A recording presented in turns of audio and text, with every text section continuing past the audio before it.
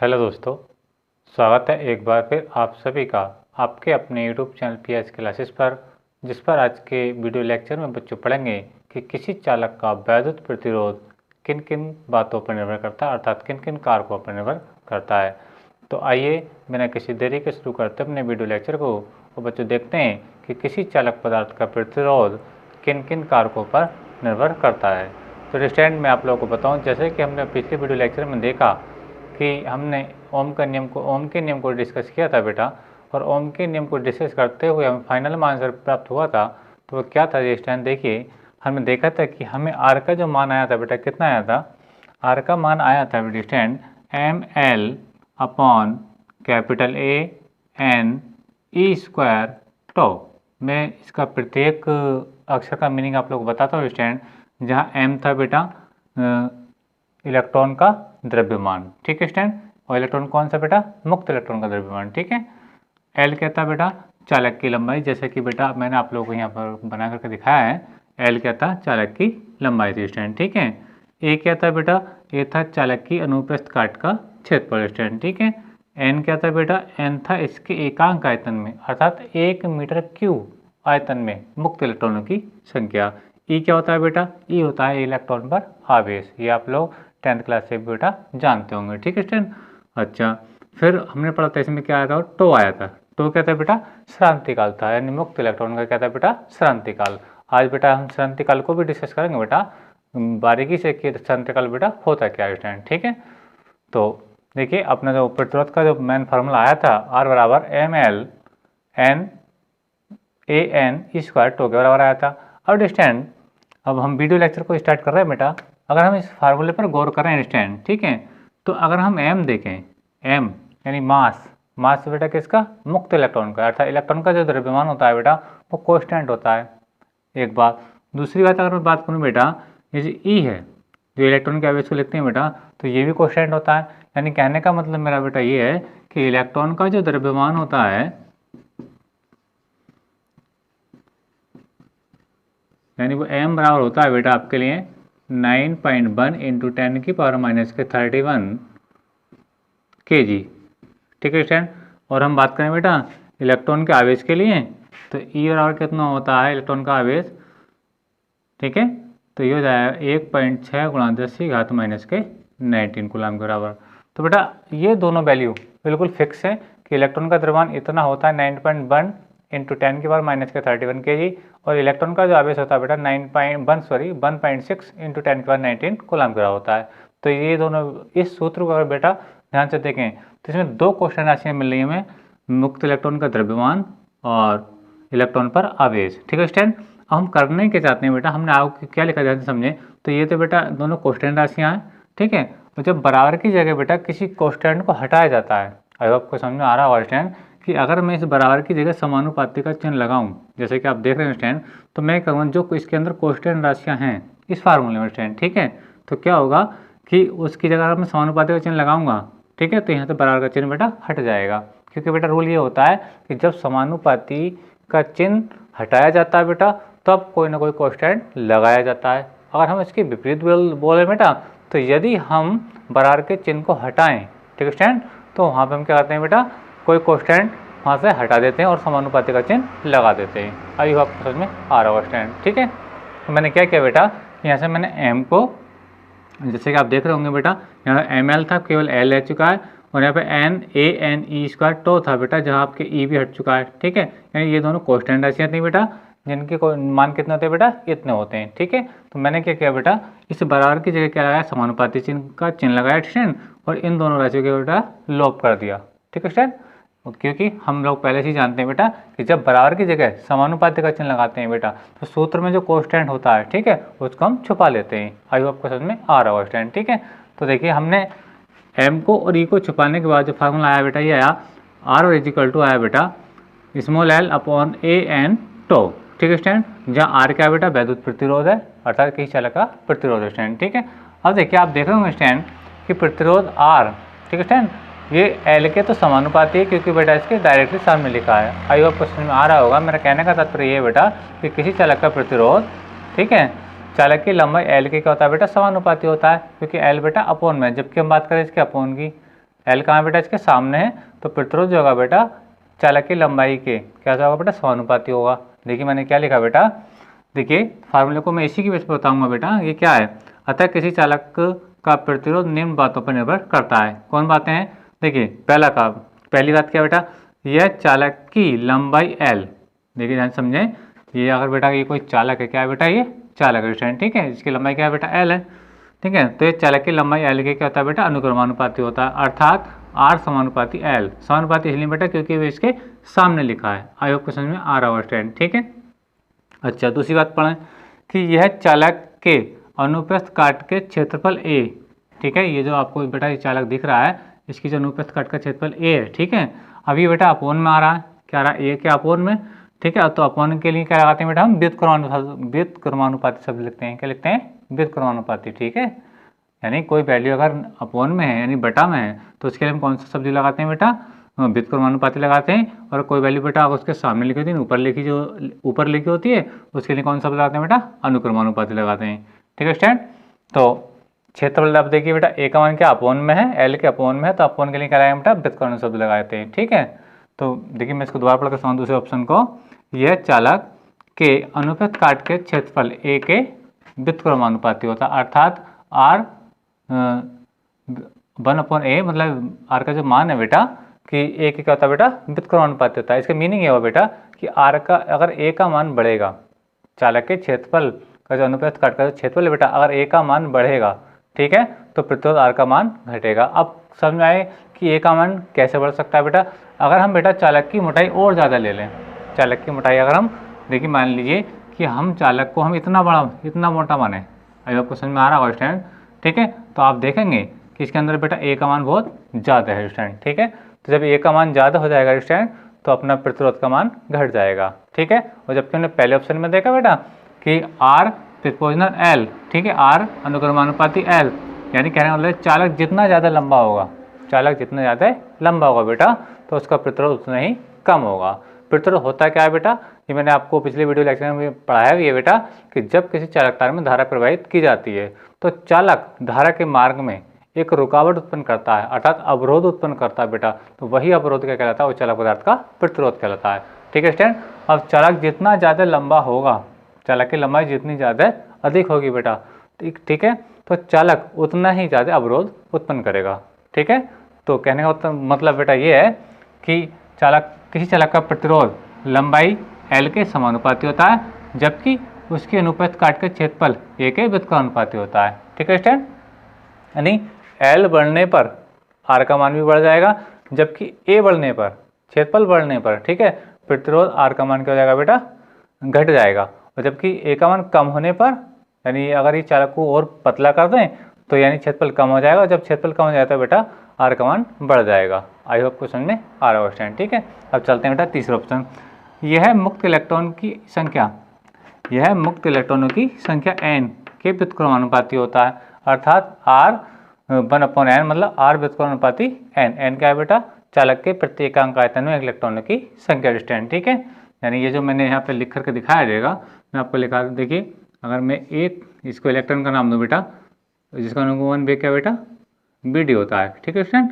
तो कहने का मतलब ये है कि चालक के एकांक आयतन में जितने अधिक इलेक्ट्रॉन होंगे, क्योंकि बेटा देखिए n/में व्युत्क्रमानुपाती है, तो n का मान अगर अधिक होगा स्टूडेंट, ठीक है, तो r का मान क्या हो जाएगा बेटा घट जाएगा, ठीक है। मान लीजिए n का मान 1 है, n का मान 1, तो देखो 1/1, तो 1 से 1 को भाग करोगे तो r का मान कितना आएगा बेटा 1 ओम आ जाएगा, ठीक है स्टूडेंट। अगर n का मान में क्या कर दूँ बेटा 2 कर दूँ तो 1/2, यानी पहले का आधा हो जाएगा। यानी कहने का मतलब ये बेटा कि यदि n का मान बढ़ेगा तो प्रतिरोध r का मान घट जाएगा, और इसी को बेटा वो कहते हैं व्युत्क्रमानुपाती, ठीक है स्टूडेंट। चलिए तो अब बात करते हैं बेटा इसके तीसरी बात, चौथी बात क्या है। चौथी बात ये है बेटा, देखिए हमने एल की भी डिस्कस कर ली, यानी जो एल है चालक की लंबाई, ठीक है, हमने क्षेत्रफल की बात करी, इसके एकांक आयतन में मुक्त इलेक्ट्रॉन संख्या करी बेटा। अब ये टो है, टो को क्या कहते हैं बेटा मुक्त इलेक्ट्रॉन का श्रांतिकाल कहते हैं, ठीक है।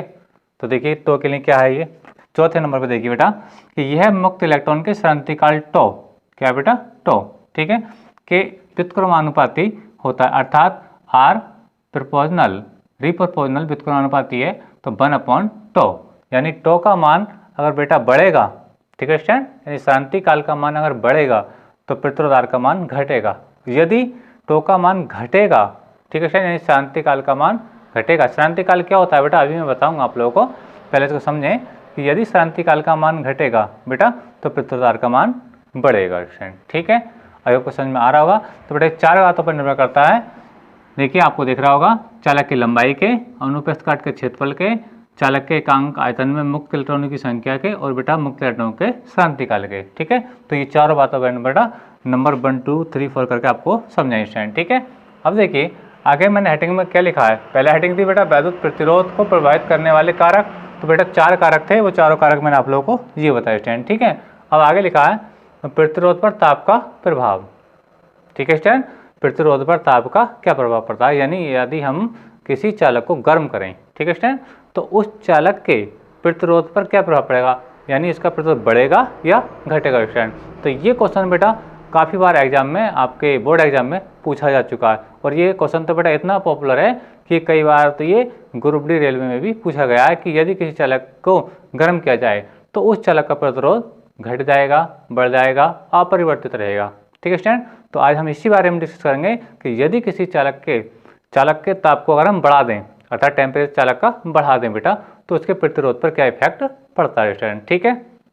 तो देखिए हमने देखा बेटा कि हमें जो नंबर 4 पे जो आया है बेटा कि श्रांति काल के प्रतिरोध अनुपाती होता है, ठीक है। ताप का प्रभाव समझने के लिए बेटा किसी चालक पर प्रतिरोध का, यदि किसी चालक के प्रतिरोध पर ताप का क्या प्रभाव पड़ता है बेटा, उसको समझने के लिए बेटा आपको श्रांति काल को समझना बहुत जरूरी है कि श्रांति काल होता क्या है स्टूडेंट, ठीक है।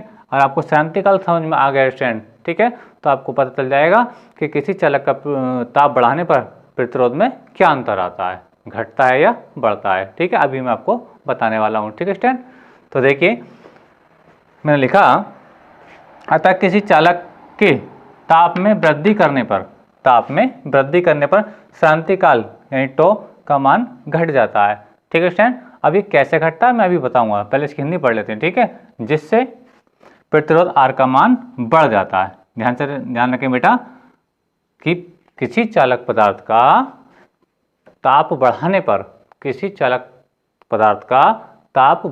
पर, ठीक है, मुक्त इलेक्ट्रॉन के श्रांति काल का मान घट जाता है, जिसके कारण, ठीक है, उस चालक पदार्थ का प्रतिरोध करता है बेटा बढ़ जाता है। क्योंकि देखिए बेटा टो क्या है, 1/n में है, ठीक है, व्युत्क्रमण अनुपाती है, टो का मान घटेगा तो आर का मान बढ़ेगा। और यहाँ पे हिंदी में लिखा गया है बेटा कि जब किसी चालक के ताप में वृद्धि करने पर श्रांति काल का मान कम हो जाता है यानी घट जाता है, जब ये घट गया यानी कम हो गया तो प्रतिरोध तो बढ़ जाएगा, ठीक है स्टूडेंट।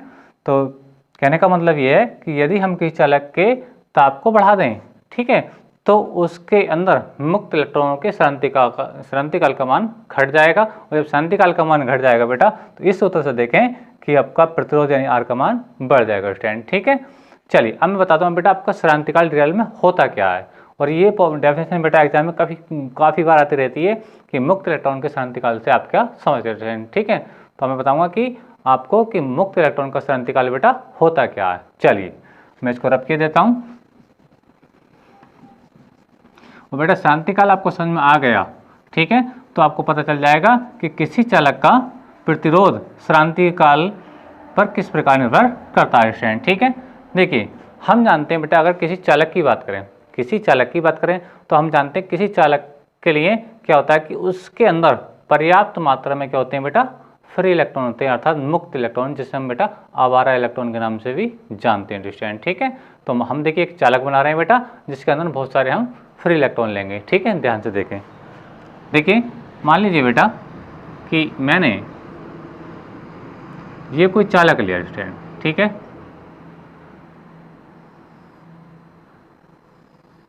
ये मैंने बेटा चालक लिया जिसकी अनुप्रस्थ काट का क्षेत्रफल बेटा क्या है, ए है, ठीक है स्टूडेंट। अब इसके अंदर क्या है बेटा बहुत सारी संख्या में क्या है मुक्त इलेक्ट्रॉन है, क्या है बेटा मुक्त इलेक्ट्रॉन, ठीक है स्टूडेंट। अब हम इसको अगर हम किसी बैटरी से कनेक्ट कर दें, बाह्य बैटरी से स्टूडेंट, ठीक है, अब आपको समझ में आ रहा होगा स्टूडेंट, ठीक है।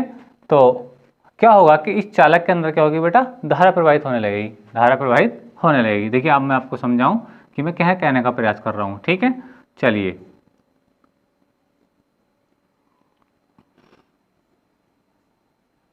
देखिए ये बैटरी का जो धन टर्मिनल है और ये बेटा बैटरी का जो छोटा डंडा है ये बैटरी का ऋण टर्मिनल है। ठीक है, तो धारा जो बैठती है बेटा हमेशा धन टर्मिनल से बैठती है, यानी धारा की जो डायरेक्शन रहेगी बेटा वो किस डायरेक्शन से रहेगी, ई डायरेक्शन में रहेगी। ठीक है, यानी इस कंडीशन से धारा इसके अंदर प्रवाहित होगी। ठीक है, और इस कंडीशन से इसका पूरा चक्कर लगेगा धारा का डिस्टेंस। ठीक है, अब इलेक्ट्रॉन जो चलते हैं बेटा वैद्युत क्षेत्र की विपरीत दिशा में चलते हैं, तो इलेक्ट्रॉनों की क्या मोशन जो रहेगी बेटा वो क्या रहेगी, ई डायरेक्शन पर रहेगी। यानी इलेक्ट्रॉन जो गति करेंगे स्टैंड वैद्युत क्षेत्र के विपरीत, यानी धारा किधर को बहेगी बेटा चालक में, इस टाइप से। धारा की डायरेक्शन रहेगी बेटा, लेकिन मुक्त इलेक्ट्रॉन बहेंगे बेटा इस टाइप से। ठीक है, अब बेटा हम जानते हैं कि मुक्त इलेक्ट्रॉन होते क्या है।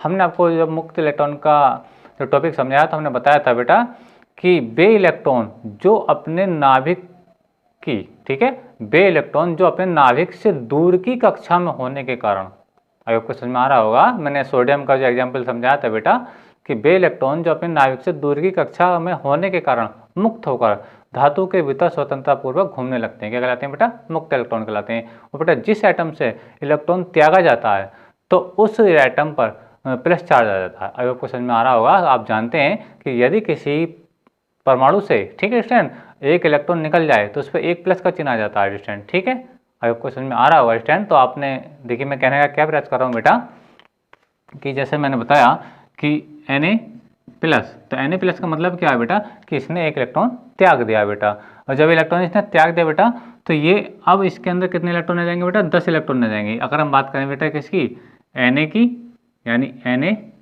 ठीक है, तो इसके अंदर 11 इलेक्ट्रॉन है, इसके अंदर कितने इलेक्ट्रॉन है बेटा, 10 इलेक्ट्रॉन है। जब ये अपना 11वां इलेक्ट्रॉन त्याग देगा, यानी इलेक्ट्रॉन विन्यास होता है बेटा इसका 2,8,1, ठीक है स्टूडेंट।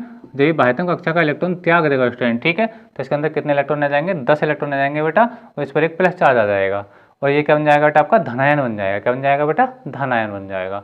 तो जैसे जैसे बेटा इस चालक की अगर मैं बात करूँ स्टूडेंट, ठीक है, तो जितनी मात्रा में ये मुक्त इलेक्ट्रॉन होते हैं बेटा, जितनी मात्रा में फ्री इलेक्ट्रॉन होते हैं, ठीक उतनी ही संख्या में उस चालक के अंदर क्या होते हैं बेटा, धनायन होते हैं। क्योंकि बेटा मुक्त इलेक्ट्रॉन कहाँ से निकलते हैं, परमाणु से निकलते हैं, और जितने परमाणु से मुक्त इलेक्ट्रॉन निकलेंगे बेटा, ठीक है, तो उतने क्या बन जाएंगे, उसके अंदर धनायन बन जाएंगे। आई होप को समझ में आ रहा होगा स्टूडेंट। ठीक है, तो कहने का मतलब मेरा बेटा ये है कि इसके अंदर कुछ धनायन भी होते हैं, जिन्हें बेटा मैं क्या लिख रहा हूँ, प्लस से लिख रहा हूँ, क्या लिख रहा हूँ बेटा, प्लस से। आई होप को समझ में आ रहा होगा स्टूडेंट। ठीक है, चलिए ये सब जो मैं प्लस में बना रहा हूँ बेटा ये क्या है, धनायन। कौन से धनायन, जिनसे ये इलेक्ट्रॉन मुक्त हुए हैं, जिनसे ये फ्री हुए हैं स्टूडेंट। ठीक है, अच्छा अब होता क्या है स्टूडेंट, ध्यान से समझें, मैं आप लोगों को प्रयास समझाने का प्रयास करूँ स्टूडेंट कि देखिए अब इलेक्ट्रॉन जब हम वैद्युत क्षेत्र लगाते हैं इस चालक के सिरों के बीच, ठीक है स्टूडेंट, तो इलेक्ट्रॉन चालक में गति करने लगते हैं, चालक में गति करने लगते हैं। जब बेटा इलेक्ट्रॉन चालक के अंदर गति करते हैं, ठीक है, तो ये जो चालक के अंदर धनायन है बेटा, क्या है, धनायन है, उनसे क्या करते हैं बेटा, टकराते रहते हैं। यानी ये जो आप देख रहे हैं बेटा, ये प्लस देख रहे हैं, ये प्लस देख रहे हैं, ठीक है स्टूडेंट, तो ये इलेक्ट्रॉन धनायन से क्या होंगे बेटा, टकराते रहेंगे।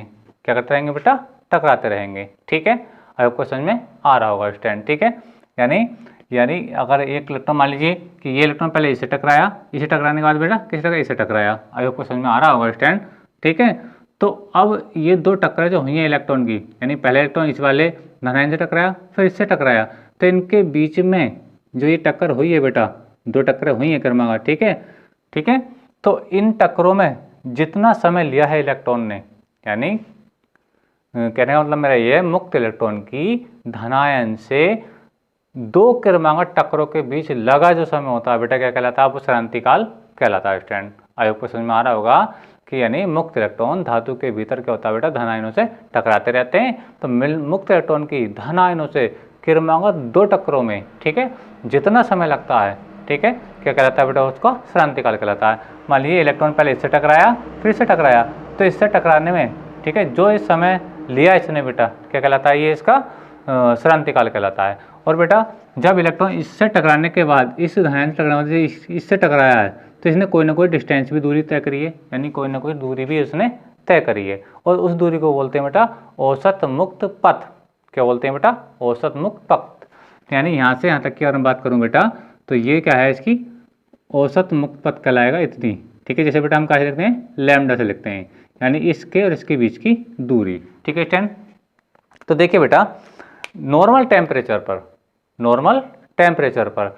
क्या होता है बेटा, ध्यान से समझते हैं बात को कि नॉर्मल, अगर मैं दो धनायन बेटा जो मैंने इसके अंदर दिखाए बेटा, अगर एक धनायन ये है और एक धनायन ये है बेटा, ठीक है, तो नॉर्मल टेम्परेचर की अगर बात करूँ तो बेटा जो धनायन होते हैं बेटा, इलेक्ट्रॉन तो गति करते हैं, इलेक्ट्रॉन तो गति करते हैं बेटा, लेकिन धनायन जो होते हैं वो अपने स्थान बेटा क्या करते हैं, कंपन करते रहते हैं। क्या करते रहते हैं बेटा, कंपन। ध्यान से देखें बेटा, ध्यान, अगर ये चीज तो आज को समझ में आ जाएगा बेटा, आज का टॉपिक, ठीक है, तो आपको श्रांति काल समझने में या प्रतिरोध समझने में कहीं लाइफ में कोई प्रॉब्लम नहीं आएगी, ठीक है। तो ध्यान से समझें, अब मैं मुक्त इलेक्ट्रॉन की बात ना करके धनायनों की बात कर रहा हूँ, ये जो आपको पहले दिख रहे हैं। तो अगर हम किसी चालक के नॉर्मल टेम्परेचर की बात करें, साधारण ताप की बात करें बेटा, तो क्या होता है कि चालक के अंदर जो धनायन होते हैं बेटा, तो वो इसका प्रकार से क्या करते हैं बेटा, कंपन करते रहते हैं। क्या करते रहते हैं बेटा, कंपन करते रहते हैं। आई होप को समझ में आ रहा होगा, ठीक है। जब ये कंपन कर रहे हैं बेटा, तो आप इसके बीच में कोई ना कोई डिस्टेंस भी देख रहे हैं, आई आपको समझ में आ रहा होगा, यानी इस मार्कर से इस मार्कर की दूरी, ठीक है स्टूडेंट, यही क्या कहलाएगी बेटा, आपकी औसत मुक्त पथ कहलाएगी।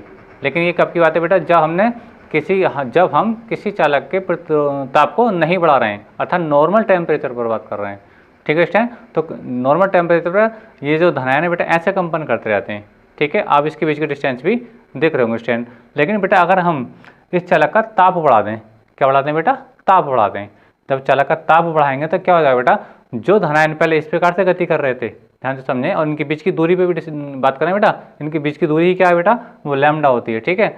तो जब इनका चालक का प्रतिरोध बढ़ जाएगा, सॉरी ताप बढ़ा देंगे चालक का, तो जो कंपन जो पहले जो धनायन थे ऐसे कर रहे थे, उनके कंपन अब कैसे ऐसे कंपन हो जाएंगे। कैसे कंपन हो जाएंगे बेटा, ऐसे कंपन हो जाएंगे। ध्यान से समझें, जो पहले कंपन ऐसे थे, ठीक है स्टूडेंट, जब इसका ताप बढ़ाया चालक का स्टूडेंट, तो क्या हुआ, जैसे कंपन ऐसे हो गए। ध्यान से समझिए बेटा, यानी ये कंडीशन कब की है, जब हमने किसी चालक का ताप बढ़ा दिया। तो ताप बढ़ाने पर देखो बेटा, इनके बीच की दूरी क्या हो गई बेटा, घट गई। पहले दूरी क्या थी, पहले कंपन ऐसे थे, जब ताप हमने नहीं बढ़ाया था, तो इनकी बीच की दूरी आपको दिख रहा है बेटा ज़्यादा है। लेकिन जैसे ही हमने इसका टेम्परेचर बढ़ाया, ठीक है स्टूडेंट, चालक का, तो इनके कंपन कैसे हो गए बेटा, ऐसे हो गए। आई होप को समझ में आ रहा होगा। तो आप देख रहे होंगे इनकी बीच की दूरी क्या हुई बेटा, घट गई। आई होप को समझ में आ रहा होगा। यानी जब बीच की दूरी घट गई तो बेटा इलेक्ट्रॉन की टक्कर इससे जल्दी हो जाएगी, क्योंकि बेटा अब इनके जो बीच के कंपन है, कंपन की वजह से इनकी बीच की दूरी क्या हो गई बेटा, घट गई। जब बीच की दूरी घट गई बेटा, तो ये जो इलेक्ट्रॉन इससे आकर के टकराएगा पहले इससे, ठीक है, तो इससे फिर जल्दी टकरा जाएगा, क्योंकि इनके बीच की दूरी क्या हो चुकी है बेटा, कम हो चुकी है। क्योंकि बेटा श्रांतिकालिक होता है, एक समय होता है, उस समय क्या होता है बेटा, धनायनों से क्रमागत दो टक्करों के बीच लगने वाला समय होता है, ठीक है। यानी क्रमागत अगर दो टक्कर हो रही हैं स्टैंड, तो उन टक्करों को होने में जितना समय लग रहा है वही क्या कहलाता है बेटा, श्रांतिकाल कहलाता है। बेटा समय बराबर होता है क्या है, आपने पढ़ा है बेटा छोटी छोटी क्लासों में, समय बराबर होता है बेटा दूरी बटे चाल, दूरी बटा चाल। आई होप को समझ में आ रहा है स्टैंड। अगर मैं समय को बेटा श्रांतिकाल से लूँ, क्या से लूँ बेटा, श्रांतिकाल, यानी टो के लिए बात करूँ, ठीक है, या टो, ठीक है स्टैंड। अच्छा अब देखिए, अब ये समय है बेटा, दूरी के कैसा है बेटा, समानुपाती है, दूरी कैसा है बेटा, समानुपाती है। अब इसमें चाल क्या रहती है बेटा, कांस्टेंट रहती है, चाल क्या रहती है, यानी इसके अंदर जो मुक्त इलेक्ट्रॉन होते हैं बेटा, चालक के अंदर जो मुक्त इलेक्ट्रॉन होते हैं बेटा, वो अनुगमन वेग से गति करते हैं। किससे गति करते हैं बेटा, और वो नियत होता है, आगे पीछे नहीं होता है, यानी घटता बढ़ता नहीं है। यानी जब किसी चालक तार के सिरों को बैटरी के सिरों से जोड़ा जाता है, तो बेटा चालक के भीतर मुक्त इलेक्ट्रॉन लंबाई के अनुदिश एक नियत सूक्ष्म वेग से गति करने लगते हैं बेटा, जिसे कहते हैं बेटा अनुगमन वेग कहते हैं। यानी चाल क्या रहेगी बेटा, इनकी नियत रहेगी, क्या रहेगी बेटा, नियत। तो जो आपका बेटा जो श्रांतिकाल रहेगा, यानी जो टो रहेगा बेटा, वो किसके समानुपाती रहेगा बेटा, दूरी के समानुपाती रहेगा। अर्थात दूरी बढ़ेगी बेटा, दूरी अगर अधिक है, अगर दो धनायनों के बीच की दूरी अधिक है, तो टो का मान क्या होगा बेटा, ज़्यादा होगा। अर्थात इसकी टक्कर होने में उस इलेक्ट्रॉन को ज़्यादा दूरी तय करनी पड़ेगी, और जब ज़्यादा दूरी तय करनी पड़ेगी बेटा, तो श्रांतिकाल का मान भी ज़्यादा होगा, ठीक है। लेकिन अगर हम इसके बीच की दूरी को किसी प्रकार से कम कर दें, तो कम कैसे करेंगे बेटा, कि जब हम किसी चालक के ताप को बढ़ाएंगे, जब ताप को बढ़ाएंगे बेटा, तो उससे कंपन कैसे हो जाएंगे बेटा, ऐसे कंपन हो जाएंगे। आप देख रहे होंगे इनके बीच दूरी बेटा बहुत कम है पहले की अपेक्षा स्टैंड। जब दूरी कम हो जाएगी बेटा, जब दूरी कम हो जाएगी, तो श्रांतिकाल भी क्या हो जाएगा बेटा, कम हो जाएगी, ठीक है। यानी पहले जो इलेक्ट्रॉन ज़्यादा दूरी तय कर रहे थे इनसे टकराने में, अब वो क्या बेटा, कम दूरी तय करेंगे, और जब कम दूरी तय करेंगे बेटा, तो उनकी टक्कर जल्दी हो जाएगी, और जब जल्दी हो जाएगी तो बेटा टक्कर होने में समय कितना लगेगा, पहले की अपेक्षा कुछ कम लगेगा, ठीक है। यानी जब श्रांतिकाल का जो टकराव होने का जो समय बेटा, वो ही क्या कहलाता है बेटा, श्रांतिकाल कहलाता है, ठीक है। दूरी घटने पर श्रांतिकाल का मान, यानी टो का मान भी क्या हो जाएगा बेटा, घट जाएगा। और जब टो का मान बेटा घट जाएगा, आप सूत्र को देखिए, इस फार्मूले को देखिए, जब टो का मान बेटा घट जाएगा, ठीक है स्टूडेंट, तो आर का मान क्या हो जाएगा बेटा, बढ़ जाएगा। आई होप समझ में आ रहा होगा बेटा कि जब किसी चालक तार के या चालक के ताप को बढ़ाया जाता है बेटा, ठीक है, तो श्रांति काल का मान क्या होता है बेटा, घट जाता है, जिसके सापेक्ष क्या होता है, उस चालक का प्रतिरोध बढ़ जाता है। आई होप समझ में आ रहा होगा। एक बार मैं अपनी बात को फिर से रिपीट कर रहा हूँ बेटा कि जब हम किसी चालक का ताप नहीं बढ़ाते हैं अर्थात नॉर्मल टेम्परेचर बात करते हैं बेटा, तो उसके जो धनायन होते हैं बेटा वो ऐसे कंपन करते रहते हैं। आप इसके बीच की दूरी भी देख रहे होंगे ट्रेन, ठीक है। लेकिन जैसे हम किसी चालक के ताप को बेटा बढ़ाते हैं, ठीक है, तो उसके जो कंपन करते हैं, कंपन करने का जो आयाम होता है उनके धनायन को कैसा होता है बेटा, ऐसा हो जाता है। अब देखिए बेटा इस कंडीशन में देखिए इनके बीच की दूरी क्या होगी, पहले से कुछ कम हो चुकी है बेटा, तो अब इलेक्ट्रॉन पहले से जल्दी से टकरा जाएगा, यानी इसको टकराने में कम समय लगेगा। और जब कम समय को क्या कहते हैं, वही जो समय है बेटा, यानी जो इलेक्ट्रॉन इससे टकरा रहे हैं धनायनों से, ठीक है सर, तो इसको टकराने का जो समय है वही क्या कहलाता है बेटा, श्रांति काल कहलाता है, ठीक है। और श्रांति काल कम कब होगा, जब ये धनायन क्या बेटा पास पास आ जाएं। और पास पास कब आते हैं, जब चालक का ताप बढ़ा देते हैं। जब ताप बढ़ाते हैं बेटा तो टक्कर होने में कम समय लगता है। कम समय का मतलब क्या बेटा, श्रांति काल का मान बेटा कम होता है। और जब श्रांति काल का मान बेटा कम होता है तो प्रतिरोध तार का मान क्या होता है बेटा, बढ़ जाता है। आई होप समझ में आ रहा होगा। तो याद रखना बेटा लाइफ में कि जब किसी चालक तार के चालक का ताप बढ़ाया जाता है बेटा, ठीक है, तो उसका प्रतिरोध बढ़ जाता है। आई होप समझ में आ रहा होगा स्टूडेंट, ठीक है। चलिए तो मैंने बेटा यहीं पे ये लिखा है कि अतः किसी चालक के ताप में वृद्धि करने पर श्रांति काल टो का मान क्या होता है बेटा, घट जाता है, जिससे प्रतिरोध आर का मान बढ़ जाता है। अब देखिए नीचे क्या लिखा बेटा, ये बहुत खास बात है बेटा, इस चैप्टर के जब हम न्यूमेरिकल करेंगे बेटा तो इस फार्मूले का विशेष योगदान देखने को मिलेगा। देखिए क्या है, यदि किसी चालक का 0 डिग्री सेंटीग्रेड तथा T डिग्री सेंटीग्रेड पर प्रतिरोध क्रमशः R0 व RT हो, तब ताप समीकरण से, ध्यान से समझें, मैं लिखा यदि किसी चालक का 0 डिग्री सेंटीग्रेड तथा T डिग्री सेंटीग्रेड पर प्रतिरोध क्रमशः R0 व RT हो, तब ताप समीकरण से। अब देखिए ताप समीकरण क्या होती है बेटा, मैं आपको समझाता हूँ स्टूडेंट। चलिए मैं इसको रब करता हूँ। देखिए बेटा ताप समीकरण क्या होती है, और इसको बेहद समझना बहुत ज़रूरी है बेटा, क्योंकि अब जो मैं फार्मूला लिखने जा रहा हूँ, ठीक है स्टूडेंट, उससे अपनी एनसीईआरटी वाली बुक से कम 5 क्वेश्चन आपके एक्सरसाइज में इसी सूत्र पर मिलेंगे, ठीक है स्टूडेंट। तो देखिए ताप समीकरण क्या होती है स्टूडेंट। तो ताप समीकरण का जो सूत्र होता है बेटा आप पढ़ेंगे, ये होता है 1 plus alpha T, 1 plus alpha T, और ये क्या बेटा R0 बराबर ये बेटा RT। ध्यान से समझें कि जो आपका ताप समीकरण होता है बेटा वो कितना होता है, ये होता है आपका 1 प्लस अल्फा टी ब्रैकेट बंद R0 बराबर RT, जहाँ R0 क्या है बेटा, जब किसी चालक का ताप 0 डिग्री सेंटीग्रेड है, जब किसी चालक का प्रतिरोध 0 डिग्री सेंटीग्रेड है, ठीक है, सॉरी, जब किसी चालक का ताप 0 डिग्री सेंटीग्रेड है। देखिए हम समझें, जब किसी चालक का ताप 0 डिग्री सेंटीग्रेड है तो प्रतिरोध कितना है बेटा, R0 है। और जब ताप कितना हो गया बेटा, T डिग्री सेंटीग्रेड, यानी इसका ताप कुछ बढ़ गया तो ताप इसका जो प्रतिरोध है कितना है बेटा, RT है। कहने का मतलब मेरा ये है, जब ताप 0 डिग्री सेंटीग्रेड है तो प्रतिरोध कितना है बेटा, R0 है। और जब उसका ताप बढ़ गया, ठीक है, आई होप क्वेश्चन आ रहा है, ये आपको जब हम न्यूमेरिकल करेंगे स्टैंड तो आपको हमने क्वेश्चन में मिलेगा स्टैंड, ठीक है। तो ताप जब बढ़ जाएगा तो उसका प्रतिरोध कितना है बेटा, वो RT है, ठीक है स्टैंड। अब इसको हम सॉल्व करें बेटा तो 1 प्लस ये अल्फा ऐसे उतार दीजिए बेटा, और टी भी बेटा ऐसे उतार लीजिए, और बराबर क्या हो जाएगा, देखिए समझे, ये हो जाएगा बेटा RT, और ये इसके बेटा गुणा में तो क्या में आएगा, ये भाग में आ जाएगा, यानी R0 स्टैंड, ठीक है। अच्छा अब मैं इसको आगे सॉल्व करता हूँ। ये देखिए 1 प्लस का हो जाएगा तो माइनस का 1 हो जाएगा, ध्यान समझें, यानी अल्फा टी इजिकल हो जाएगा बेटा आप लोग पास RT अपॉन R0 माइनस के 1, ठीक है स्टैंड। ये जो प्लस का 1 था वो क्या हो गया, माइनस का 1 हो गया, ठीक है स्टैंड। अब इसमें इसके अपोन में 1 मान के हम इसकी कैच गुणा कर सकते हैं एलसीएम लेने के बाद, यानी लासा लेने के बाद। तो देखिए क्या हो जाएगा, alpha T is equal to LCM लीजिए बेटा, ये R0 हो जाएगा, ये R0 हो जाएगा, कैंची गुणा करिए बेटा, ये हो जाएगा RT, इसकी इससे गुणा कर दिए बेटा, यानी क्रॉस गुणा कर रहे हैं हम इधर को इसको, ठीक है, कैंची गुणा, ये R0 की गुणा 1 से होगी तो हो जाएगा माइनस R0 हो जाएगा स्टैंड, ठीक है। अगर मैं यहाँ से अल्फा का मान निकालूँ, अल्फा क्या है बेटा, ताप गुणांक है, ठीक है, तो यहाँ हो जाएगा ध्यान समझें कि ये अल्फा बराबर हो जाएगा बेटा आपका RT माइनस R0। अब देखिए बेटा T अल्फा के सापेक्ष जो T इसके गुणा में गुणा चाहिए बेटा भाग में आती है। देखिए क्या हो जाएगा, ये हो जाएगा, मैं आपको सही ढंग से लिख करके दिखाऊँ, ये हो जाएगा बेटा आपका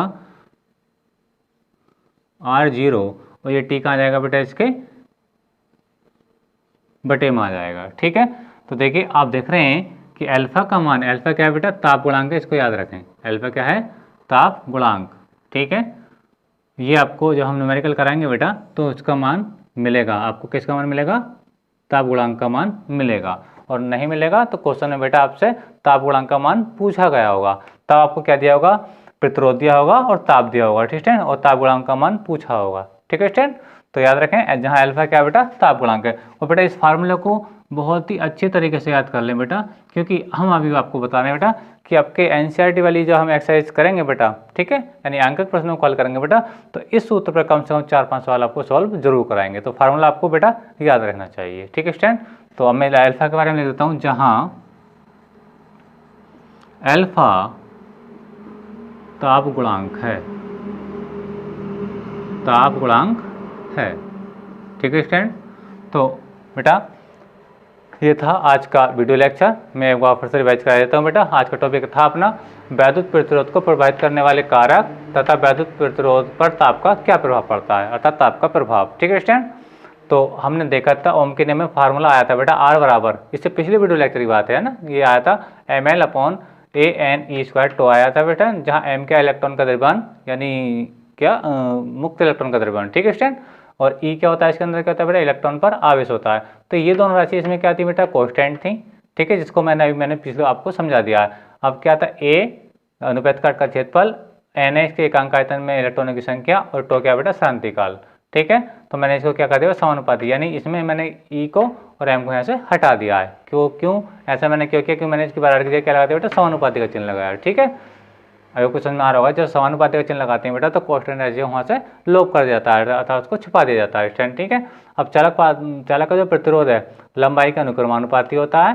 ठीक है स्टूडेंट, क्योंकि ये सामने लिखा है, इसके क्षेत्रफल के व्युत्क्रमानुपाती होता है।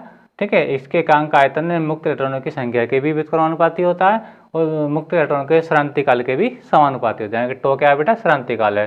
ठीक है स्टूडेंट, वो बात करी बेटा हमने श्रांति काल को, हमने डायग्राम से आपको समझाया कि श्रांति काल क्या होता है बेटा, कि चालक के भीतर जो फ्री इलेक्ट्रॉन होते हैं बेटा धन आयनों से टकराते रहते हैं, तो मुक्त इलेक्ट्रॉन की धन आयनों से दो क्रमागत टक्करों के बीच में जो समय लगता है वो क्या कहलाता है बेटा, श्रांति काल कहलाता है। ठीक है स्टूडेंट, अच्छा, फिर हमने देखा कि इस पर ताप का क्या प्रभाव पड़ता है बेटा, तो जब किसी चालक का ताप बढ़ाया जाता है स्टूडेंट तो उसका श्रांति काल का मान क्या हो जाता है बेटा, कम हो जाता है। और बेटा जब श्रांति काल का मान टो का मान कम हो जाता है बेटा, आपका प्रतिरोध R का मान बढ़ जाता है स्टूडेंट। ठीक है, तो बेटा आज के वीडियो लेक्चर में ये डिस्कस ज़्यादा विशेष था, मैंने आपको बताया। और बेटा इस फार्मूले को कैसे वेरीफाई किया जाता है बेटा, इसको फार्मूले को भी याद रखना, क्योंकि इस फार्मूले बेटा हम काफ़ी सारे न्यूमेरिकल अपने एक्सरसाइज वाली बुक में करेंगे, एनसीईआरटी वाली बुक की एक्सरसाइज में करेंगे स्टूडेंट। तो आज का वीडियो बेटा कैसा लगा, अगर वीडियो आपको पसंद आया, वीडियो को भी लाइक कीजिए, शेयर कीजिए एंड कमेंट कीजिए। बेटा चैनल पर नए हैं तो चैनल को सब्सक्राइब भी जरूर कीजिए, और बेटा ध्यान लगाकर पढ़ते रहिए, क्योंकि परीक्षाएं बहुत ज़्यादा नज़दीक हैं। तो आज की वीडियो लेक्चर में बस इतना ही। थैंक यू, धन्यवाद। और वीडियो को पॉज करके अपना नोट्स बना लीजिए।